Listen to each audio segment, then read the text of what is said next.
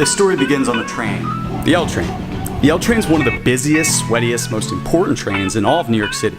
It transports nearly 250,000 people every single day and serves as the connective tissue between Brooklyn and Manhattan. I'm one of those sardines.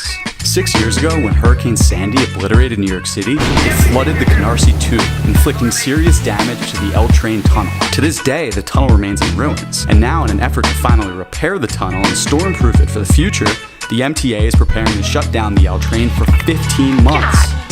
Which means, while I won't have to deal with this sticky, stuffy subway platform for a while, I also won't have any practical way to get to work and back for the next 326 workdays. But rather than complain about it, I decided to make a movie about my quest to find a new way to get to the city and back. A new way that satisfies 4 requirements. It's cheap, fast, safe, and fun. I start my journey researching the half-ass alternatives the MTA is proposing.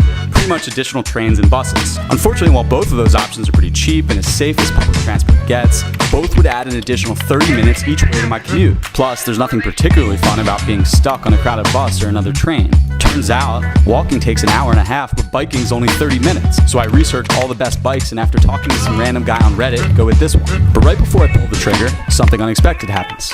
Yo, if you're gonna spend $1,000 on a bike, why don't you just spend it on a boosted board? So I order a booster board. But then Bitcoin and Ethereum crash, and now the cash I dropped on that board I kinda need. So I blame my inability to predict cryptocurrencies on Superstorm Sandy and go on a dating show hosted by Andy Cohen to help pay off the skateboard. Pure joy and bliss. When I return from LA, I start researching the board like I should have done before ordering it. Now I'm hoping it's fast enough and fun enough to justify the fact that it's neither cheap nor safe. Meanwhile, back in Brooklyn, I'm eating scoops of peanut butter out of a jar to cut down on living expenses. I'm hungry and late for work by the time the board finally arrives, but pleasantly surprised when I power it up.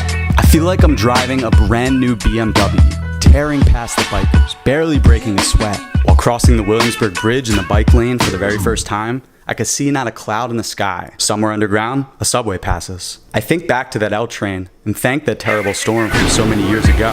For it, despite so many damages, finally set me free.